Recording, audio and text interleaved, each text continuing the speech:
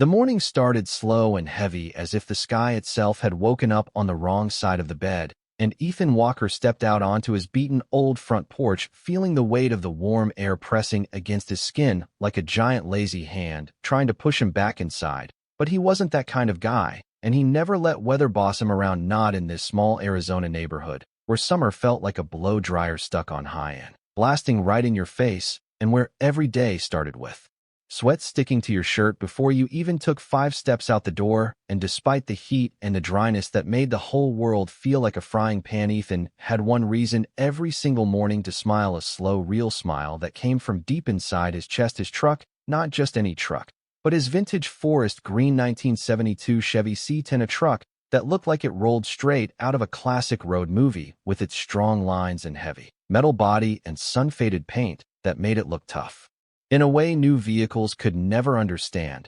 And when Ethan saw it sitting there in the driveway under the soft orange glow of sunrise, he felt something warm bloom inside him, like a spark catching fire in the dry desert grass. Because this truck wasn't just a ride, it was a memory, a promise, a piece of his life that had survived every storm, every heartbreak, every twist the world had thrown at him. He walked down the porch steps with slow, steady steps, boots tapping quietly against the cracked concrete driveway, dust lifting around his feet and swirling in the warm breeze that smelled faintly of dry earth and sunburned cactus and faraway gasoline from the nearby highway. And there he stood right next to the truck, gently placing his palm flat on the hood, feeling the metal warm, but not hot, like a friend waking up, stretching, ready to start the day. And even though the world around him was still waking up, with birds chirping like tiny squeaky toys and neighbors watering their front lawns, trying to keep the grass alive against the desert's anger, Ethan felt completely at peace. That truck had been with him through everything, all the miles he had driven on long, lonely nights when he didn't know where he belonged, all the diner stops where he laughed with strangers who became unexpected friends, all the quiet moments he spent parked on some cliff watching city lights twinkle like tiny stars whenever he needed to remember the world was bigger than his worries. And even now, after years of hauling heavy loads, pulling trailers, crossing state lines, surviving rainstorms and desert heat waves and backroad adventures, the truck still stood there like a stubborn old warrior, saying, "I'm not done yet, buddy, not even close." Ethan ran his thumb along the scratch in the fender, the one he never fixed, because it had a story, and every scratch, every dent, every patch of faded paint had meaning, and he kinda liked that his truck wasn't perfect because he wasn't perfect either, and maybe that was why they fit together like two puzzle pieces no one expected to match, but somehow did. And standing there in the hot morning air, Ethan felt proud, the quiet kind of proud that filled the chest, but didn't need to brag or show off. The neighborhood was slowly coming alive around him, sprinklers clicking alive with a hiss, and neighbors stepping out with coffee mugs, wearing sleepy faces and messy hair, some waving half-heartedly as they recognized Ethan, the guy who kept to himself, the guy who worked long, weird hours, the guy who always had that old truck that the HOA loved to complain about but couldn't do anything about, not yet anyway, because even though they pushed and prodded and threw letters full of rules at his door, they still hadn't dared try anything face to face. And Ethan hoped maybe today might be peaceful, maybe today he could start his morning without dealing with their nonsense. The heat wasn't brutal, yet just warm enough to wrap around him like a thick blanket, and he tilted his head back, watching the sky turn brighter, the sun climbing higher, dripping gold across rooftops and street signs and power lines. And he couldn't help thinking about how quiet everything felt in that moment, like the world was giving him a soft, warm reminder that even in a place full of noise and drama, there were still seconds where peace existed, and he could breathe easy. He leaned against the front fender, arms crossed loose and relaxed, eyes half closed, as he listened to the soft buzzing of cicadas hiding in the trees, the distant sound of a lawnmower starting up somewhere down the block, the slow rumble of the waking world. And he thought about how this truck had saved him more than once, not in big dramatic ways, but in small ways, the kind that actually mattered, like giving him a place to sit and think when his mind felt too loud, or giving him a reason to get up in the morning when things were tough, or giving him something steady and reliable in a world that kept changing faster than he could blink. He thought about the night he almost sold it when money was tight and life felt like it was squeezing around his throat, but the moment he tried to hand over the keys, something inside him screamed no, and he backed out and drove away, so fast the tires kicked up half the neighborhood dust, And that night, he parked by the lake, letting the soft moonlight reflect across the hood, and he realized some things just ain't meant to be given up no matter how rough life gets in this. Truck was one of those things. Something strong, something loyal, something that held him together when he was falling apart. And that was something he would never forget now as he stood watching sunlight climb over the hood, catching the faded paint in a soft glow that made the truck look almost magical. He felt that same old gratitude settle in his heart, like a warm weight reminding him that even when the world threw storms at him, even when people disappointed him, even when life turned upside down, he still had this one solid thing that never betrayed him, never lied, never judged, just rolled forward steady as ever a warm breeze drifted through the neighborhood, rustling dead leaves on the sidewalk and lifting a strand of Ethan's hair off his forehead, and he breathed in deep, feeling the heat settle into his bones, not painful, just warm like a welcome he didn't expect. And for a moment, he just closed his eyes, letting the morning sunlight wash over him, letting the warm world soak into him, letting the moment stretch long and soft like taffy, and he felt something gentle stir inside him, something hopeful, something he hadn't felt in a while. He didn't know why, but something told him today was going to be different, not necessarily good or bad, but different, like the air around him carried something new, something waiting to unfold. He didn't know that only an hour later everything around him would flip like a table in a bar fight. He didn't know that 3 men in bright yellow vests would walk onto his driveway acting like they owned the whole neighborhood. He didn't know that his quiet, peaceful morning was about to get hit hard by a storm that had nothing to do with weather and everything to do with arrogance and power and rules no one cared about. And he definitely didn't know that by the time the sun reached the top of the sky, he would be standing in front of his beloved truck, holding up something that would make all 3 of those HOA guys freeze in their tracks like statues made of pure fear. But for now, in this moment, in the heat of the rising sun, Ethan didn't think about any of that. He just thought about how grateful he felt to start his morning with his hand on the truck. He loved how calm his chest felt, how the world around him glowed soft and warm and golden, and how even with all the chaos life tossed his way, he still had moments like this, quiet, warm, simple moments that reminded him he was still alive, still standing, still fighting, and still holding on to the things that mattered most. He let out a slow breath and smiled, soft and tired but real, because the morning heat wasn't just heat, it was a reminder that even in a burning world you could still find comfort. And standing there with his truck under the orange Arizona sky, Ethan Walker felt thankful for that simple truth, even if he didn't know yet just how much he'd need that strength before the day was over. The morning heat kept rising like the whole neighborhood was sitting inside a giant oven, and the street shimmered with a soft glow as if the air itself was sweating, while the quiet hum of sprinklers and distant lawnmowers mixed into a slow, sleepy rhythm that made everything feel half awake and halfway dreaming. And in the middle of that hazy silence, the peace cracked like thin glass when 3 HOA crew members rounded the corner with stiff shoulders, sharp faces, and clipboards clutched to their chests like they were holding badges of glory, and Travis saw them marching his way with the kind of unearned confidence that made his stomach twist in a slow burning knot, because he already knew something bad was about to hit him. Like a truck, they walked with short, quick steps, boots crunching on the gravel driveway, like they wanted the sound to announce their authority, and all 3 wore bright yellow vests so loud and shiny they looked like walking highlighters melting under the heat. And the tallest one in the group, who carried himself like a wannabe general, kept adjusting his sunglasses even though the sun was barely above the rooftops. And he cleared his throat in that dramatic way someone does when they think the whole world should turn around and look at them. Travis watched them come closer, each step heavier than the last.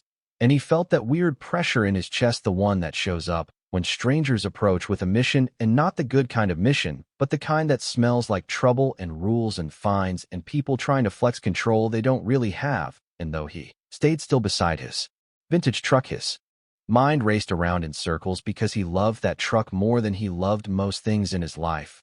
And something in the way those guys strutted told him they weren't here to say hello. The air seemed to thicken as they reached the edge of his driveway and stopped shoulder to shoulder, forming a small wall of smug faces and puffed up pride. And the middle one, the tall guy with the clipboard, raised his chin as if trying to look down on Travis, even though Travis wasn't short. And the guy spoke with a voice that felt like sandpaper on skin. Sir, we need to address a violation on your property. His tone sounded practiced, like he had rehearsed it in the mirror that morning, hoping it would make him sound official and important. Travis felt his jaw tighten, but he kept his expression calm like a man, trying not to let anger bleed through his voice. And he asked, what violation you talking about? And why you rolling up 3 deep like you're raiding a bank? And his words came out steady, but inside his chest something flickered like a match about to ignite into a flame, because he could feel an insult coming before it even landed, and he hated the way they stared past him at his truck like they were looking at trash on the side of the road. The HOA leader flipped a page on his clipboard with a dramatic swoosh, like he was performing for an invisible camera crew, and pointed the tip of his pen at Travis's truck. The truck was a faded deep blue, with silver trim, and its chrome surfaces gleamed in the morning light, the kind of gleam that only comes from years of careful polishing and love and memories. And the man said, this vehicle violates community appearance standards. Sir, you were notified that vintage or damaged vehicles must be removed or concealed, and this one is clearly out of compliance. His voice stretching each word as if he enjoyed saying them. Travis felt a sting in his chest, like the man had reached in and poked his heart with a cold finger, because the truck wasn't just a vehicle. It was a part of his identity, a part of his story, a part of his soul welded into metal and paint. And the way this guy spoke about it like it was garbage made Travis's fists curl just slightly at his sides, not to fight, but because emotion sometimes fills you so tight there's nowhere else for it to go. The second HOA guy, shorter and stockier, with shiny shoes and a smirk glued to his face, stepped forward like he was itching to add insult to injury, and said, this old heap is an eyesore, and the board voted that it has to go. Sir, we're authorized to take the next step starting today. And his tone carried this slick, cocky vibe, like he enjoyed being the guy people hated, because it gave him a little taste of power that he didn't get anywhere else in his life. Travis blinked slowly, trying to swallow the rising heat inside him, the emotional kind, not the sun kind, because hearing someone call his truck a heap felt like someone walking into his home and insulting everything he cared about. And the third HOA crew member, a younger guy with freckles and nervous eyes, stood a little behind the others, shifting his weight like he didn't want to be there, but didn't have the guts to speak against his crew. And Travis noticed that fear in the kid's eyes, not fear of him, but fear of doing something wrong, and it softened him just a little, but not enough to calm the storm growing inside. The tall leader tapped the clipboard again, making a tiny clicking sound that somehow felt louder than it should have been, and he said, sir, this is final. We've given warnings, and today we're here to enforce compliance. If needed, this vehicle will be removed, and you'll receive the penalties in the mail. And the way he used the word enforce made the air feel colder, like a shadow had passed over the driveway. Travis took one slow step forward, not aggressive, not threatening, just human and tired and full of emotion that was starting to ache under his ribs. And he said, you don't understand what this truck means to me. You don't know its history. You don't know how much time or sweat or heart I put into keeping it running and keeping it alive. You just see metal, but this thing carried me through the hardest years of my life, and you think you can just walk up and take it because some board doesn't like how it looks. And his voice hit a soft crack at the end, the kind of crack a man tries to hide because it shows too much truth. The HOA leader didn't flinch. Instead, he raised a hand, signaling his crew to get closer, like he expected Travis to start a fight. But Travis wasn't trying to fight, he was trying to be heard, and the crew stepped forward anyway, boots crunching in unison like they practiced it, which made the whole moment feel even more disrespectful, like they were acting out some fake show of authority they barely understood. The short guy smirked wider this time, almost proud of the tension he was causing, and said, sir, we don't need to understand, we just need to follow the rules. That's how communities stay clean. That's how standards stay high. And his smugness dripped from every word like grease off a burger, and Travis felt his stomach turn, because how could someone talk about standards while acting like a bully in a cheap vest? Then the leader moved again, this time pointing the clipboard directly at the truck, like a judge sentencing a man to punishment. And he said, we're taking the next steps now, sir, unless you have written permission from the board. And his voice held a pinch of triumph, like he thought he finally cornered Travis into a helpless spot. And that tiny sound, that tiny tone felt like someone pressing a hot needle into Travis's patience. The younger freckled guy behind them swallowed hard, eyes flicking between the leaders and Travis, and then toward the truck, and he whispered, barely loud enough to hear, maybe we should just give him another day. But the tall leader shot him a sharp look that immediately forced him back into silence, and Travis saw the kid's shoulders shrink a little, as if he Regretted speaking at all. The sun climbed higher, warming everything with a golden glow, but somehow the air felt colder around Travis's heart as he watched these three men inching closer to his truck, like they believed they owned the right to claim something that wasn't theirs, and he felt a strange mix of sadness and anger twisting together in his chest. Sadness because people couldn't see the value in something meaningful, and anger because they thought intimidation would make him surrender. The leader stepped closer again, 2 feet away from Travis, now breathing heavily through his nose as if trying to show dominance. And he said, "Sir, step aside. We're authorized to begin the removal process. This is the final warning." And he gestured to the short guy, who immediately moved toward the front bumper of the truck, reaching out as if he fully expected to drag it away by hand. And that was the moment everything inside Travis shifted, not snapping, not exploding, just turning sharp and crystal clear. Because there are lines in life no one has the right to cross, and watching someone reach toward his truck without permission felt like watching someone reach toward his heart with dirty hands. And he knew the second that man's fingers touched the metal, something deeper than anger would break inside him. Travis took a breath, deep and steady, letting it fill his lungs with heat and resolve and purpose. And in that breath, he gathered every memory, every feeling, every ounce of meaning that truck held in his life. And he locked it inside his chest like a bright, burning flame ready to defend what mattered. And for the first time that morning, his fear quieted, and something stronger rose in its place, a calm so powerful it felt almost unreal, as he prepared to show these men exactly who they were dealing with and why they were about to regret stepping onto his driveway. With that attitude, the heat kept rising around Jake, like the whole street was breathing fire, and the HOA crew stood there acting like they owned the whole world. And Jake felt his chest tighten just a little more every second, like someone was slowly squeezing his ribs with cold fingers, the kind that make a man feel trapped even when he's standing outside under an open sky. And the sun was shining bright on his vintage truck, throwing warm orange light across the hood, making the faded blue paint glow in a gentle way that always calmed him. But today that glow felt like a cry for help, like the truck itself knew something bad was coming.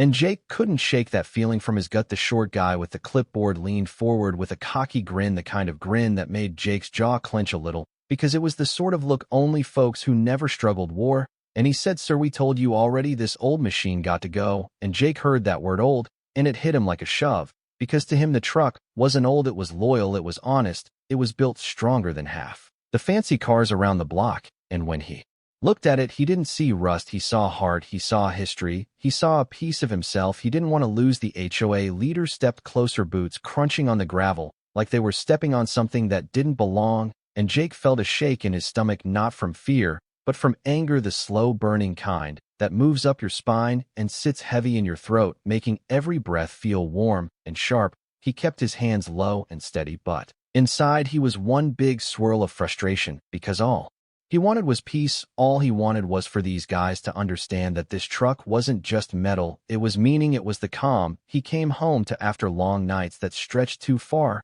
and left him hollow, until he turned the key and heard the gentle rumble that reminded him he wasn't alone. The leader said, "Sir, step aside. We're going to start the removal." And that line cut into Jake harder than any punch, because the way the man said removal, like the truck wasn't even a living part of Jake's world, but just some broken furniture someone tossed on the curb. Jake felt a strong wave slam through his chest, a mix of heat, anger, and something close to grief, like losing a friend before you even get to say goodbye. The air around him shifted thick and heavy, like a storm was about to hit, even though the sky was clear and bright, birds still chirping on the power lines, as if nothing dangerous was happening. And Jake stared at the HOA crew, noticing how their faces curled with annoyance, not understanding the weight of the moment, because for them this was a simple task, but for Jake it was a kind of heartbreak, and that heartbreak made his heartbeat thud harder with every second, sounding like a slow, heavy drum echoing inside his ribs. The tall guy reached out his hand like he was about to grab the door handle of the truck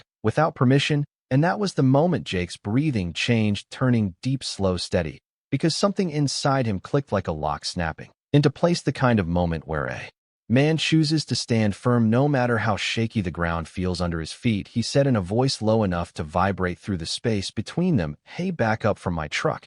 And the way he said "my truck" carried so much emotion that it made even the birds go quiet for half a breath. Jake wasn't a loud man, He wasn't the type to throw hands or shout down a street, but he was the type who cared deeply, the type who held on to things with everything. He had the type who didn't let anyone push him around when it mattered, and right now it mattered more than anything, because the truck was more than property. It was pride, it was comfort, it was the one thing he trusted on days when trust was hard to find. And when the HOA guys ignored that truth, it hurt like a bruise spreading under the skin, slow and painful. He noticed the smallest tremor in his fingers, the kind you get when your heart is arguing with your head, when you want to stay calm, but everything inside you is boiling like oil on high heat. And he kept those hands steady by gripping the edge of his belt, breathing in the thick, hot air, letting the scent of sunburnt asphalt remind him he was still grounded, still here, still strong enough to stand in front of 3 men and tell them to stop messing with his life. The clipboard guy scoffed again and said, "Sir, rules are rules." And Jake blinked slow, not because he didn't understand, but because that phrase, "rules are rules," felt like someone spitting in the dirt in front of him, because it wasn't about rules. It never was. It was about control. It was about power. It was about people who didn't know his story trying to decide what was allowed in his life. And Jake felt that bitter edge rising in him, like smoke curling through the air. His throat tightened in a painful way, a feeling that slid down into his chest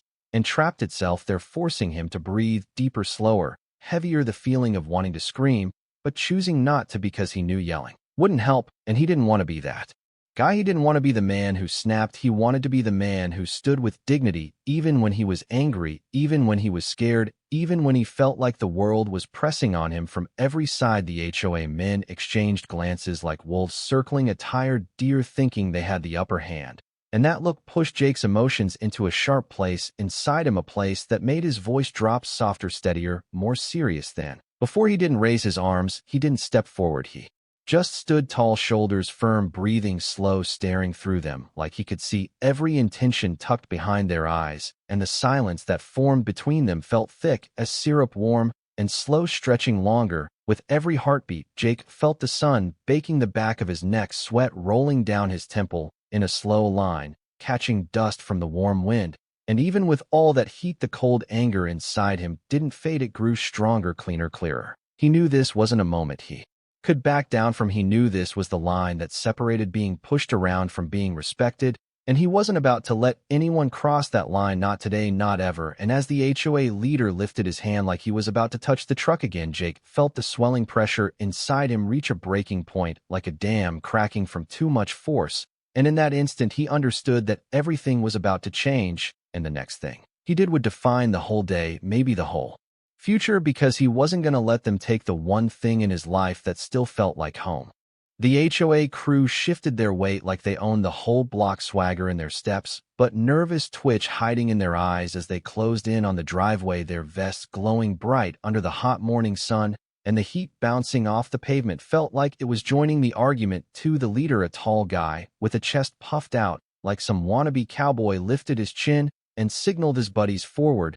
And in that moment, everything around them felt slow and heavy. The breeze held its breath, the birds paused their songs, and even the dust in the air seemed to hover, waiting to see what would go down. He approached the vintage truck with this attitude, like he was doing the world a favor, like he had the right to judge something he could never truly understand. His shoes scraped across the gravel, sounding sharp against the silence, and his hand reached out like he planned to touch the truck and claim it as his authority, shining in his eyes, but weak in his heart, because deep down he knew he wasn't really built for confrontation. He just liked the power of a rulebook more than the feeling of real respect. His voice rang out again, loud but shaky. "Sir, step aside. We're authorized to remove this vehicle today, and if you interfere, we'll file you for obstruction." The second HOA guy, shorter, chubbier, with a hat too big for his head, walked around the back of the truck like he was inspecting some crime scene, mumbling things under his breath about violations and community image like he was quoting a handbook he barely understood. His shadow slid over the truck's bumper, and he nodded to himself as if he had discovered evidence of a serious problem, when all he saw was polished chrome and a small dent shaped by years of memories that he would never get. The third guy, younger, with nervous hands, stayed near the sidewalk, acting tough from far away, but ready to bolt if anything real popped off, his gaze flicking between the truck and his co-workers like he wasn't sure if he joined the right job. From the porch, the air around the federal agent thickened with emotion, because he could feel something rising inside him, something old and fiery and protective like a storm rolling in from the mountains. His heart thumped slow but strong, sending echoes through his chest as he stepped off the porch, one measured step at a time, each foot hitting the ground with a low thud, like a warning drum. The morning sun hit his jacket and warmed his skin, but the heat, mixing with frustration, made sweat gather on the back of his neck. Though he didn't wipe it away, he just kept moving forward, eyes locked on the men creeping toward his truck. The vintage ride sat behind him like a loyal dog that had seen everything with him through late night drives, quiet music runs,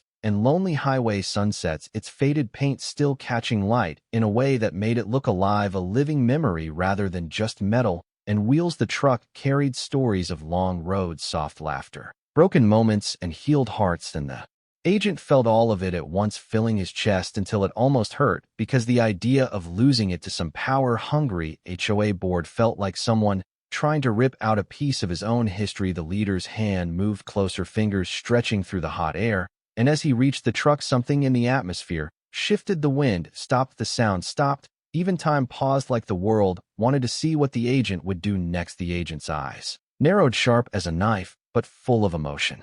A mix of anger, sadness, pride, and protectiveness swirling in his expression, like colors blending into each other with no control. He took one more step forward, his boots scraping the pavement steady and strong, the sound echoing through the driveway like a command of its own, making the HOA guys look up, startled by the sudden pressure in the air. The tall leader cleared his throat, trying to keep his tough guy act going, but the sweat gathering on his forehead told a different story. He wiped it off, quickly pretending it was just the sun, not fear, and he said, "Sir, we aren't asking again. Step back while we seize the truck." His voice cracked on the word seize, and he coughed, trying to fix it, but his nerves showed in the tremble of his shoulders. The shorter guy paused his inspection and blinked at the agent, as if realizing this wasn't just another bored homeowner. This was someone different, someone who carried weight in his stance, someone who didn't break under pressure. The younger, nervous HOA guy took a small step back, his sneakers scraping lightly on the concrete, his face turning pale as he watched the agent approach, hands slow, controlled, measured, like a man who had seen far worse than community rule enforcers.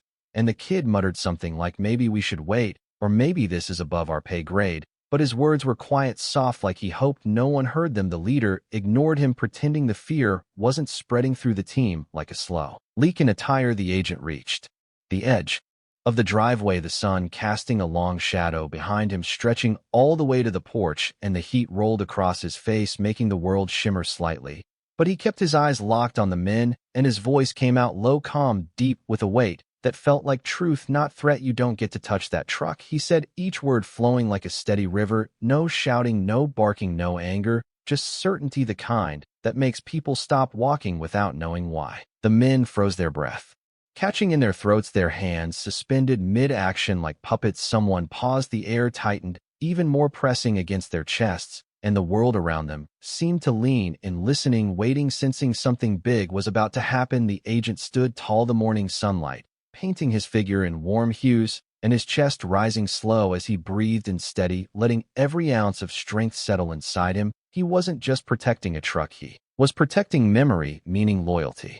Something pure and real in a world stuffed with fake rules and petty power grabs, everything hung by a thin thread, the next move ready to change everything, and the HOA men could feel it, heavy, thick, almost electric in the air, swirling around them, like lightning warming before it strikes. And in the center of all of it stood the agent, eyes steady, heart full, spirit unshaken, ready to make sure no one laid a single finger on the one thing he cared for most. The moment the HOA crew stepped closer, like they owned the whole neighborhood, something in his chest tightened so hard it felt like the world squeezed around him. And he knew this was the second he had to stand firm, because this wasn't just some random argument. This was a man trying to protect the one thing that had carried him through long nights and broken days. So he reached into his jacket, slow and smooth, moving like a calm storm, and the air around him shifted as if the whole street knew something big was about to drop. The HOA guys froze halfway through their steps, their faces twisted in confusion, like they could sense the change but didn't understand it yet. And he kept his hand steady, fingers closing around the worn leather of the badge holder that he carried everywhere like a part of his heartbeat. The neighborhood wind brushed against his skin, warm and dusty, and he pulled the holder out, letting it hang in the space between them, the sunlight catching the gold just right until it sparked like lightning on metal, and in that instant the HOA guys went stiff as boards, one of them sucking in a sharp breath like he had stepped into ice water, the tall one squinting as if he hoped he was hallucinating, and the short one whispering "holy crap" under his breath, because he finally realized this wasn't some dude they could bully with fancy rules and cheap intimidation. The man flipped the badge open with a slow, confident motion that felt like the ground shaking, and the initials glowed with the kind of authority that didn't need shouting or threats. It spoke for itself, louder than any voice could ever try, and he said nothing at first, letting the silence hit them, letting their fear rise, letting their understanding settle heavy in the space between them. The HOA leader swallowed hard, throat bobbing like a scared kid who suddenly realized he had messed with the wrong person, and the man kept his expression calm, not angry, not wild, just steady like a mountain, like a storm with discipline behind it, because he didn't want to hurt anyone, didn't want to throw weight around. He just wanted what was fair, what was right, what any decent person would want when protecting something they loved. The truck behind him seemed to glow in the heat, its old metal shining like it knew someone finally stood up for it, like it belonged exactly where it was and would stay there no matter who tried to take it. The badge hung in his hand like a shield of pure truth, and he finally spoke, voice low, cold, smooth like a knife cutting through tension. He told them, "You are not touching my truck, not today, not ever. You're speaking to a federal agent, and you boys just crossed a line you had no business crossing." And the sidewalk went dead silent except for the soft whistle of wind slipping through trees, like nature itself paused to listen. The HOA guys stared, eyes wide, hands shaking, shoulders slumped, as if all their confidence melted right down their legs, and the man watched them quietly, feeling power, but also sadness, because it never had to get this far, never had to turn into some showdown of pride and fear. They could have just talked like grown people, like neighbors, but they chose to push and push until he had no choice left. The badge kept catching the sun, sending flashes of gold into their terrified eyes, marking the moment perfectly, like fate stamping a page in the story. And as they stood there trembling, he knew deep down this was more than defending a truck. This was defending dignity, defending memories, defending the one thing that stayed loyal when the world didn't, and the street stayed still, as if holding its breath, waiting to see what came next. The whole neighborhood felt like it stopped breathing as the badge glowed in the soft morning light, and the HOA crew stood frozen, like statues carved out of fear, their fake tough attitudes peeling off faster than cheap duct tape, because now they knew they weren't dealing with some random dude, they were standing face to face with a federal agent, and that realization punched the air